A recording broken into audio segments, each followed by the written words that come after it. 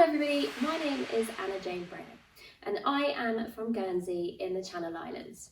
If any of you are unsure how to pronounce my surname, it is pronounced Brehaut. It is one of those Guernsey French surnames that likes to confuse people.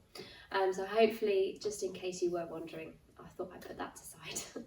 So today we are here to look at answering some of your questions for the Doglopedia for Canine Principles. I am going to be doing you daily videos answering some of those questions which are always sort of niggling away in the backs of our minds. Hopefully I'll be able to share my knowledge with you and hopefully you'll find them beneficial. So just a little bit about me. So I am a former journalist and news editor. I worked at a local newspaper for nearly 11 years. And I formed my business, Canine Behaviour Guernsey, in 2017. The reason I formed my own business was because I finally was allowed my own dog at the age of 24. He came with an already reinforced resource guarding issue. The breeder had unfortunately reinforced it, and his behaviour led me onto the journey that I have been on ever since. So if anybody is, you were finally allowed your dog at the age of 24, just to give you a bit of background, Guernsey's housing market, housing prices are extortionate. So a lot of the young adults stay at home and live with their parents until they've saved enough money to put a deposit on their own house. So I was still living with my parents when I got Murphy. Like I said, I was 24. It took me 24 years because after an upbringing on my grandparents' farm, looking after dogs, cats, horses, rabbits, chickens, I always wanted my own dog. So like I said, eventually I managed to get my own way.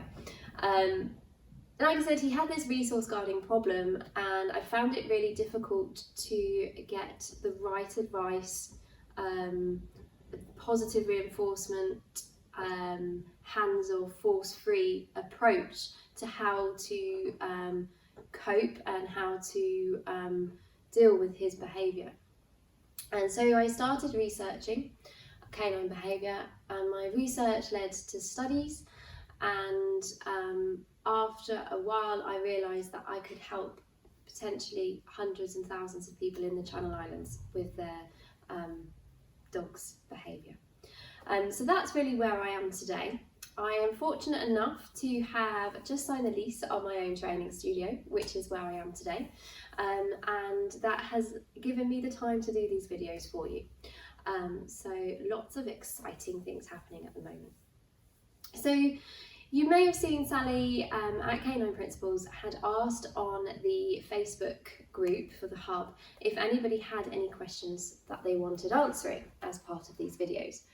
And so today I thought I would start with one of those questions, which was how to teach or how to inform our clients that there is a better way of training their dogs.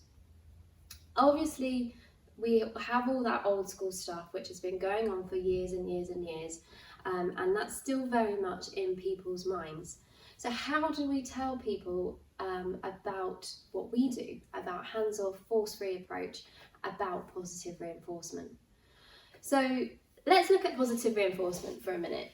Positive reinforcement is reward-based training. Our dogs get it right and we reward them for it.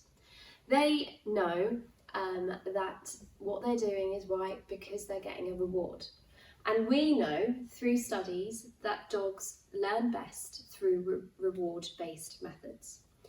A dog will do anything that they do for a motivation. There's always a motivator behind their behaviour.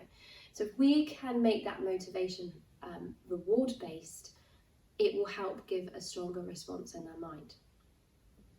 So that's positive reinforcement training. It is one of the 4 quadrants of operant conditioning. More on that in another video sometime soon. But I wanted to really focus on that today to answer this question about how do we communicate to people that there is a better way to do it.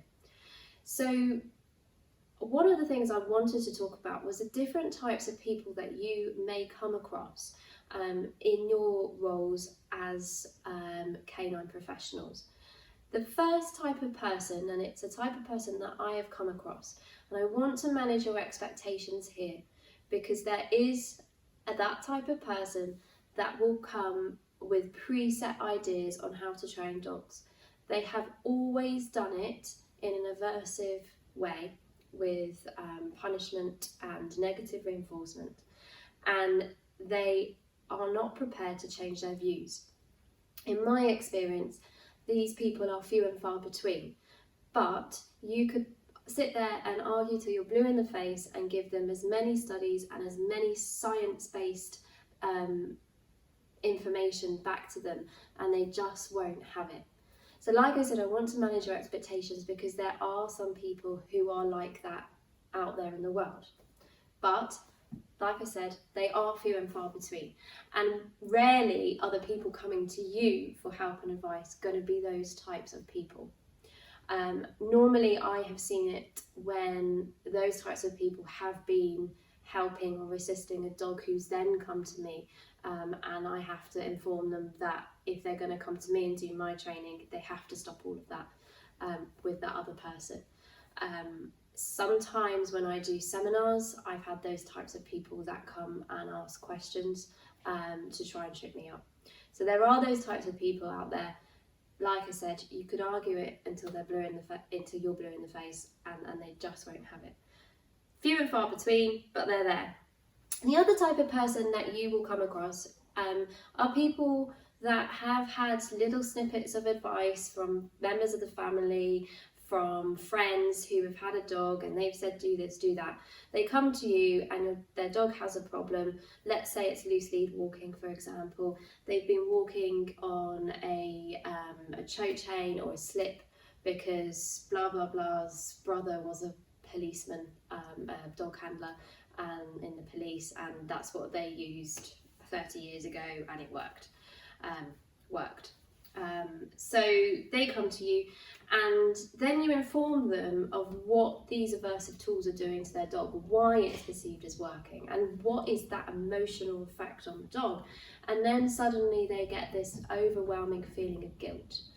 They didn't intend to affect their emotional well-being of their dog whatsoever. They were just taking advice and they just didn't understand it. It isn't our job to make those people feel guilty, it's our job to help them. So we give them solutions, and we give them better ways to go forward. So how do we get those people to understand that what we do is better for their dogs? Now there's two things that I think are really important here. One is empathy, and the other is showing your understanding and trying to get them to empathise through using analogies. So you have to empathise with your client, and that is something we'll do in another video. But like I said, there's no judgment. You can't judge, you can't make them feel guilty. You have to empathise that they didn't intend to do this, that they are just have been trying to help their dog and they've just got the wrong advice. And analogies are really important to get them to understand how their dogs are feeling. So if, for instance, we look at fear and phobias, I use a spider analogy. So if someone is scared of spiders, they run away, if they can run away. If they are tethered to a chair and a spider is being pushed and pushed and pushed in front of their face and they can't get away, they're going to have a meltdown. People will understand that analogy, because particularly there's lots of people who are scared of spiders, and therefore they'll go, oh, suddenly if my dog is scared of other dogs, that's what I'm doing, and that's the situation I'm putting my dog in. So analogies are really, really important. That is one that really sort of helps to get people to understand that actually the way we're doing it, through our positive reinforcement training, through giving our dogs choices, and managing environments is a much better way of doing it, because they can understand how they would feel if it was them with their fear, i.e. spiders. I also use my fear of flying, in particular my fear of planes flying over my head as an analogy, which people can understand. And I talk them through how when I was a child I was at my grand's house and eating my spaghetti bolognese when a plane crashed opposite, and I hate the sound of planes flying over my head, and I have used my experience and my fear to communicate to them if I was put on a long haul flight to Australia straight away, rather than being desensitised or counter conditioned, I would have a mental breakdown. I just wouldn't be able to do it. But desensitisation and counter conditioning has led me to start to tolerate that and not be quite so fearful when planes fly over my head, and not be quite so fearful when I'm on a plane itself. So those analogies, those life experience analogies, will help you get some empathy with your owners, but also get them to start thinking about how their dogs are actually feeling. Now, we do want to be careful about not over anthropomorphizing that.